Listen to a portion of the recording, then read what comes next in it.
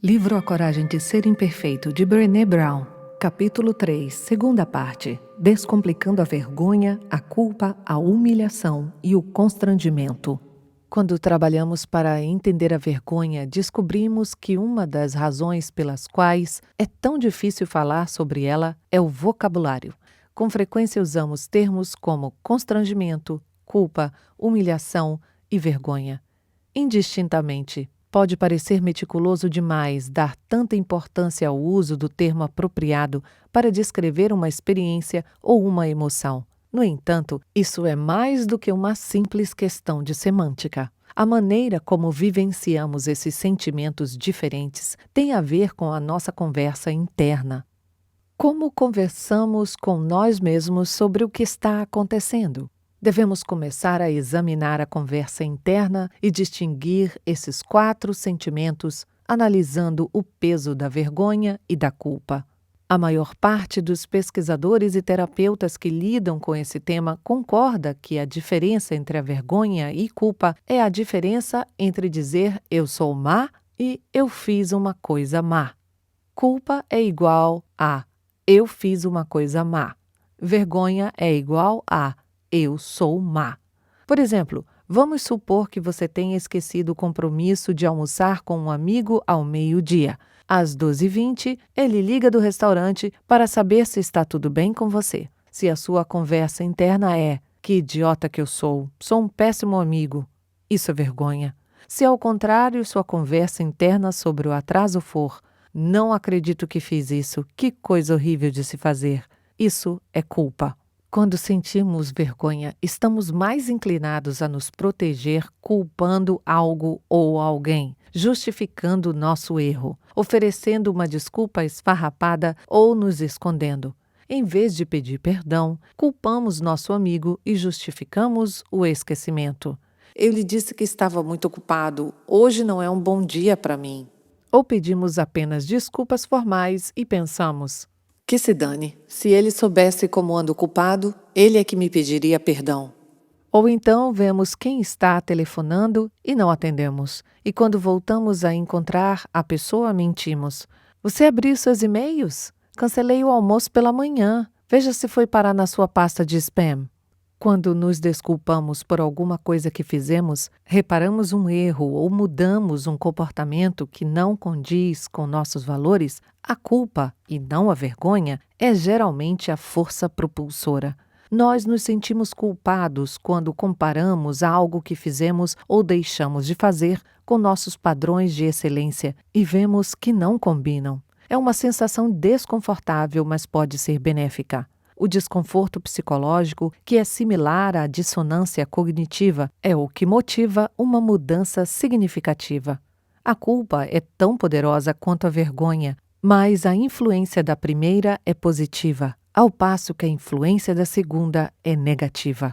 Na verdade, em minha pesquisa, descobri que a vergonha corrói a parte de nós que acredita que podemos mudar e fazer melhor. Vivemos em um mundo onde a maioria das pessoas ainda é adepta da crença de que a vergonha é um bom instrumento para manter as pessoas na linha. Isso não só é errado, como é perigoso. E esse sentimento está altamente relacionado com o vício, a violência, a agressão, a depressão, os distúrbios alimentares e o bullying. Os pesquisadores não o associam a nada positivo. Não há registro de que a vergonha seja um recurso útil para qualquer comportamento saudável. Na verdade, ela está mais para a causa de comportamentos destrutivos e lesivos do que para a sua solução. Mais uma vez, é a natureza humana querer se sentir digno de amor e aceitação. Quando passamos vergonha, nos sentimos desconectados dos outros e ávidos por valorização. Quando estamos sofrendo, seja por estarmos passando uma grande vergonha ou apenas por sentir o medo dela, ficamos mais propensos a nos entregar a comportamentos autodestrutivos e a atacar ou envergonhar os outros. Nos capítulos sobre cuidar dos filhos, liderança e educação, veremos como a vergonha corrói nossa coragem e promove o isolamento, e também o que podemos fazer para cultivar uma atitude de autovalorização, vulnerabilidade e enfrentamento. Outra palavra que confundimos frequentemente com vergonha é humilhação. Donald Klein identifica a diferença entre esses dois termos quando escreve: as pessoas acreditam que merecem sentir vergonha, mas não acreditam que merecem ser humilhadas. Se João está numa reunião com seus colegas de trabalho e seu patrão o chama de fracassado porque não conseguiu fechar uma determinada venda, ele provavelmente vivenciará isso tanto como vergonha quanto como humilhação. Se a conversa interna de João for: Deus, eu sou um fracasso, isso é vergonha. Mas se a conversa interna dele for: meu patrão está descontrolado, isso é ridículo, não mereço ser tratado assim, isso é humilhação. É claro que a humilhação faz com que nos sintamos péssimos e contribui para um ambiente desagradável, seja no trabalho, seja no lar. Além disso, caso seja frequente, pode se transformar em vergonha se começarmos a aceitar o que dizem. Entretanto, humilhação ainda é melhor do que vergonha. Em vez de internalizar a acusação de fracassado, João pode dizer a si mesmo: isso não é pessoal. Dessa forma, é menos provável que ele se feche, atue impulsivamente ou parta para o contra-ataque. Ele permanece fiel a seus valores enquanto tenta resolver o problema. O constrangimento é o menos preocupante dos 4 sentimentos. Ele é geralmente passageiro e pode ser, no final, até engraçado. Sua marca registrada é que, quando fazemos algo constrangedor, não nos sentimos sozinhos. Sabemos que outras pessoas fizeram a mesma coisa e, como um rubor na face, ele passará, em vez de nos estigmatizar. Tornar-se íntimo da linguagem é um importante começo para entender a vergonha. Depois de compreender o que é vergonha, o que se deve fazer? A resposta está na resiliência, que é a nossa capacidade de nos recuperar rapidamente de um revés ou de nos adaptarmos a uma mudança. Repare que não falei de resistência à vergonha, pois isso não é possível. Pelo fato de nos preocuparmos com os vínculos, o medo do isolamento será sempre uma força poderosa em nossas vidas, e a dor provocada pela vergonha será sempre real. Mas há boas notícias. Nas minhas pesquisas descobri que homens e mulheres com alto potencial de enfrentamento desse sentimento têm 4 coisas em comum, que eu chamo de elementos de resiliência à vergonha. Antes de mais nada, gostaria de explicar que quando menciono esse tipo de resiliência, estou falando da capacidade de sermos autênticos quando vivenciamos a vergonha, de encará-la sem sacrificar nossos valores e de passarmos pela experiência embaraçosa com mais coragem, compaixão e conexão do que nós tínhamos antes. A resiliência tem a ver com sair do sentimento de vergonha para esse afeto que chamamos de empatia, o verdadeiro antídoto da vergonha. Se conseguirmos compartilhar nossa história sofrida com alguém que responda com solidariedade e compreensão, a vergonha perderá a força. A autoaceitação também é muito importante, mas como a vergonha procede de um conceito social, acontece entre pessoas. Ela também é curada entre pessoas. Uma ferida social necessita de um bálsamo social, e a empatia entre 2 pessoas é este bálsamo.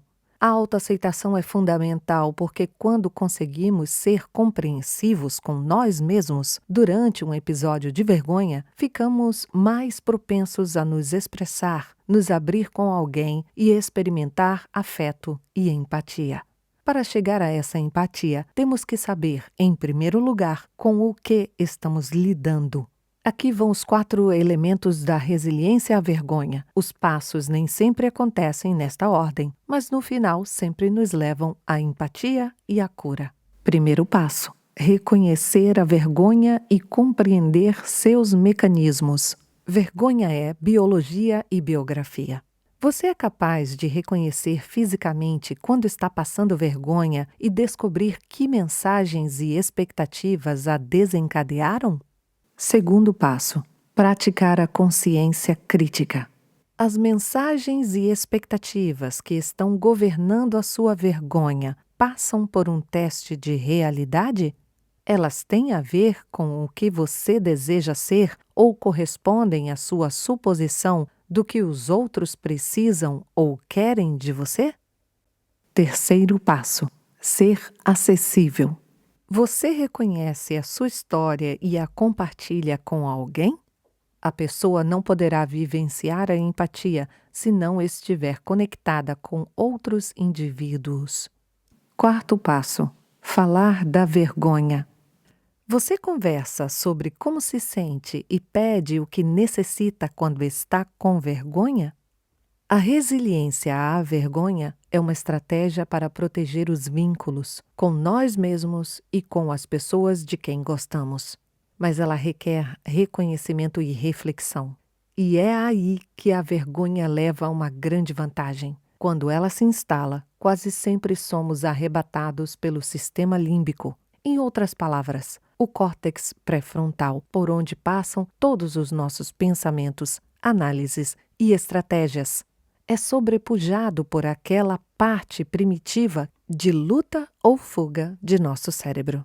Em seu livro Incógnito, As Vidas Secretas do Cérebro, o neurocientista David Eagleman descreve o cérebro como um time de rivais. Ele revela: há uma conversa permanente entre as facções opostas do cérebro e uma competição entre elas para controlar o único canal de emissão do seu comportamento. Eagleman explica os dois sistemas cerebrais. O sistema racional é aquele que cuida da análise das coisas do mundo exterior, ao passo que o sistema emocional monitora o estado interior e avalia se as coisas são boas ou ruins. O cientista defende a tese de que, para ambas as partes estarem em permanente batalha para controlar uma emissão, o comportamento, as emoções podem prevalecer na disputa pela tomada de decisão. Eu diria que isso é particularmente verdadeiro quando a emoção em jogo é a vergonha. Nossa tática de lutar ou fugir é eficaz para a sobrevivência, mas não para o raciocínio ou a conexão humana. E a dor da vergonha é suficiente para despertar aquela parte do nosso cérebro que corre, se esconde ou se defende bravamente. Quando eu perguntava aos participantes da pesquisa como eles reagiam à vergonha antes de começarem a trabalhar a resiliência, ouvia muitos comentários como este. 1. Quando sinto vergonha, eu me comporto como um louco. Faço e digo coisas que normalmente nunca faria ou diria. 2. Às vezes eu queria poder fazer as pessoas se sentirem tão mal quanto eu. Sinto vontade de xingar e de gritar com todo mundo. 3. Fico desesperado quando passo vergonha, como se eu não tivesse nenhum lugar para ir e ninguém com quem conversar. 4. Quando me sinto envergonhado, eu me fecho mental e emocionalmente, até com a minha família. 5. A vergonha faz com que eu me sinta alienado do mundo. Eu me escondo. 6. Certa vez parei em um posto de gasolina e meu cartão de crédito foi recusado. O frentista me tratou muito mal. Quando consegui sair do posto, meu filhinho de 3 anos começou a chorar no banco de trás. Então fiquei gritando com ele: "Cala a boca! Cala a boca! Cala a boca!" Eu estava muito constrangido por causa do cartão. Fiquei maluco. Depois senti vergonha de ter gritado com meu filho.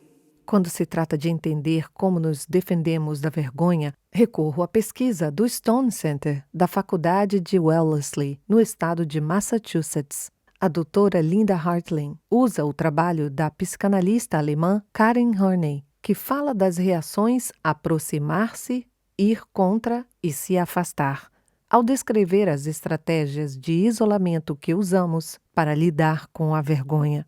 De acordo com a doutora Lisa, com o objetivo de lidar com a vergonha, algumas pessoas se afastam, batendo em retirada, se escondendo, silenciando e guardando segredos. Outras se aproximam, desejando acalmar e agradar. E existem aquelas que vão contra, tentando obter poder sobre os demais, sendo agressivas e usando a vergonha para combater a vergonha, como ao mandar e-mails realmente maldosos. A maioria de nós utiliza todos esses recursos em momentos diferentes, com pessoas diferentes e por razões diferentes. Porém, essas estratégias nos afastam do contato e da empatia, pois são voltadas apenas para nos desligar da dor da vergonha. Passei por uma experiência de vergonha que ilustra todos esses conceitos. Trata-se de um bom exemplo da razão por que é tão importante enfrentar a vergonha se não quisermos amontoar ainda mais humilhação sobre uma situação já sofrida. Recusar convites para palestras é uma situação difícil para mim. Anos e anos de perfeccionismo e de sempre querer agradar as pessoas me deixaram muito desconfortável com a ideia de decepcionar alguém. A boa menina em mim detesta desapontar as pessoas. Os gremlins sopram no meu ouvido. Eles vão achar que você é ingrata. E não seja egoísta. Também luto contra o medo de que, se eu disser não, ninguém mais vai me convidar. É quando os gremlins dizem: você quer mais tempo para descansar? Cuidado com o que deseja, pois esse trabalho de que você tanto gosta pode escapar das suas mãos. Meu novo compromisso de impor limites surgiu depois do período que passei estudando as pessoas plenas e o que é preciso para completar a jornada que começa no "o que as pessoas vão pensar" e termina em "eu sou bom o bastante". As pessoas mais abertas e solidárias que entrevistei nesses anos colocavam e respeitavam limites. Não pretendo pesquisar o tempo todo sobre como ser alguém pleno. Eu quero viver essa plenitude. Por isso, hoje descarto cerca de 80% dos convites para palestras que recebo. Digo sim quando a oportunidade se encaixa com a minha agenda familiar, meus compromissos de pesquisa e minha vida. Recentemente recebi um e-mail de um homem que se mostrava muito zangado porque eu me recusara a falar em um evento que ele estava organizando. Declinei o convite porque a data batia com o aniversário de uma pessoa da minha família. A mensagem continha até ofensas pessoais. Em vez de respondê-la, resolvi encaminhá-la ao meu marido, dizendo exatamente o que eu pensava daquele sujeito e de sua mensagem eletrônica. Eu precisava descarregar minha vergonha e minha raiva. Só que, em vez de clicar em encaminhar para o meu marido, eu cliquei em responder. Eu ainda olhava para a tela, totalmente paralisada de vergonha, quando chegou a resposta do sujeito. Ele dizia: "Ahá, eu sabia, você é uma pessoa horrível, não é plena, que fraude!" O ataque de vergonha já estava em potência máxima. Minha boca estava seca, o tempo havia desacelerado e minha vista ia ficando turva. Já era difícil absorver aquele turbilhão de emoções. Quando os gremlins começaram a sussurrar: "Você é mesmo uma fraude! Como pode ser tão burra?"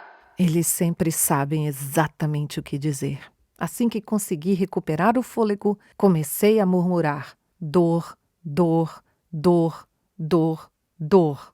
Essa tática é uma invenção de Caroline, uma mulher que entrevistei na primeira fase de minha pesquisa e 2 anos depois, quando ela já praticava a resiliência à vergonha. Ela me contou que sempre que se sentia envergonhada, começava a repetir a palavra dor em voz alta. Caroline me disse: "Sei que parece maluquice, mas por alguma razão funciona." É claro que funciona. É uma maneira brilhante de sair do modo de sobrevivência do cérebro primitivo e puxar o córtex pré-frontal de volta para o comando. Depois de 1 ou 2 minutos do mantra dor, eu respirei fundo e tentei me recuperar.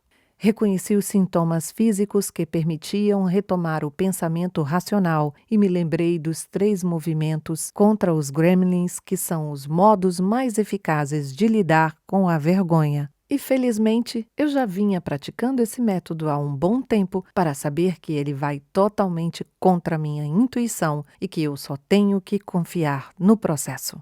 1. Praticar a coragem e ficar acessível. É natural querermos nos esconder, mas a maneira de combater a vergonha e de honrar quem somos é compartilhar nossas experiências com alguém que tenha conquistado o direito de ouvi-las. Alguém que goste de nós, não apenas das nossas vulnerabilidades, mas por causa delas. 2. Conversar consigo mesmo da maneira que faria com alguém que você amasse e estivesse tentando encorajar no meio de um desastre. Está tudo bem. Você é humano. Todos nós cometemos erros. Eu te apoio. Geralmente, durante uma crise de vergonha, falamos conosco de uma maneira que nunca falaríamos com as pessoas que amamos e respeitamos. 3. Assumir o que aconteceu. Não enterre o episódio, nem deixe que ele o defina. Costumo dizer isto em voz alta. Se você assumir a sua história, conseguirá escrever o final dela. Quando enterramos a história, nos tornamos para sempre uma vítima dela. Se a assumirmos, conseguiremos narrar o seu final. Como disse Carl Gustav Jung, eu não sou o que me acontece. Eu sou o que escolho me tornar. Embora eu soubesse que a coisa mais perigosa a fazer depois de uma experiência de vergonha é se esconder ou enterrar a história, tive medo de comunicar o que acabara de me acontecer. Mas consegui. Telefonei para o meu marido, Steve, e para uma amiga, Karen. Ambos me ofereceram o que eu mais precisava naquele momento: empatia, a melhor lembrança de que não estamos sozinhos. Em vez de julgamento, que só aumenta a vergonha, a empatia transmite um simples reconhecimento: você não está sozinha. A empatia significa conexão. É uma escada para fora do buraco da vergonha. Steve e Karen não só me ajudaram a sair do poço escuro pelo fato de terem me escutado e me transmitido amor, mas também me mostraram vulneráveis quando me contaram que já haviam estado no mesmo buraco.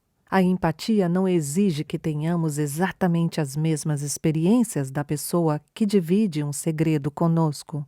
Nem Karen, nem Steve tinham enviado um e-mail desastrado como aquele. Mas ambos conheciam o peso da voz dos gremlins e da sensação de ter sido pego ou de ter dado tudo errado. A empatia é se conectar com um sentimento que alguém está experimentando, e não com o acontecimento ou a circunstância. A vergonha se dissipou no momento em que descobri que não estava sozinha, que a minha experiência era humana. Curiosamente, as reações de Steve e Karen foram totalmente diferentes. Steve foi mais circunspecto e disse algo como: "Sei como você se sente, conheço essa sensação." Karen, por sua vez, respondeu de uma maneira que me fez dar uma boa risada em 30 segundos. O que eles tiveram em comum em suas reações foi que os dois se colocaram no meu lugar e disseram que tinham passado por algo parecido, fazendo com que eu me sentisse mais normal. Não há maneira certa ou errada de demonstrar empatia. É simplesmente escutar, criar espaço para a sinceridade, não emitir julgamentos, se conectar emocionalmente e transmitir aquela incrível mensagem restauradora que diz: você não está sozinho. As conversas com Steve e Karen me permitiram superar a vergonha, recuperar a calma e responder ao e-mail a partir de um estado em que eu era capaz de ser autêntica e reconhecer meu valor. Assumi a minha parte de culpa naquela troca raivosa de mensagem e me desculpei pela linguagem inapropriada. Também impus limites claros para futuras comunicações e nunca mais tive notícias do sujeito. A vergonha se alimenta do segredo. Em uma pesquisa pioneira, um psicólogo da Universidade do Texas, o professor James Pennebaker e seus colegas estudaram o que aconteceu quando sobreviventes de grandes traumas, especificamente de estupro e incesto, mantiveram suas experiências em segredo. A equipe de pesquisadores descobriu que o ato de não revelar um acontecimento traumático ou de não confidenciar para alguém próximo poderia ser mais prejudicial do que o próprio acontecimento. Inversamente, quando as vítimas partilhavam suas histórias e experiências, sua saúde física melhorava, as visitas aos médicos eram menos frequentes e elas apresentavam uma queda significativa em seus hormônios do estresse. Desde o seu primeiro trabalho sobre os efeitos maléficos de manter segredos, Pennebaker concentrou grande parte de sua pesquisa no poder de cura pela escrita terapêutica. No livro Writing to Heal, Escrevendo para Curar, Pennebaker explica: Desde a metade da década de 1980, um número crescente de pesquisas vem se concentrando no valor terapêutico da escrita como meio de promover a cura. Cresce a evidência de que o ato de escrever sobre a experiência traumática por apenas 15 ou 20 minutos por dia, durante 3 ou 4 dias, pode produzir mudanças concretas na saúde física e mental. A escrita emocional pode afetar também os hábitos de sono, a eficiência no trabalho e a maneira como as pessoas vitimadas se relacionam. A resiliência à vergonha é uma prática, e assim como Penny Baker, acredito que escrever sobre nossas experiências de vergonha é um componente incrivelmente poderoso para a sua superação. Leva-se tempo para amadurecer essa prática e adquirir coragem para reconhecer as falhas e falar sobre as coisas difíceis. É preciso dar o primeiro passo. Comente sobre o livro que está lendo e conte a sua história. Essa é uma ótima maneira de começar.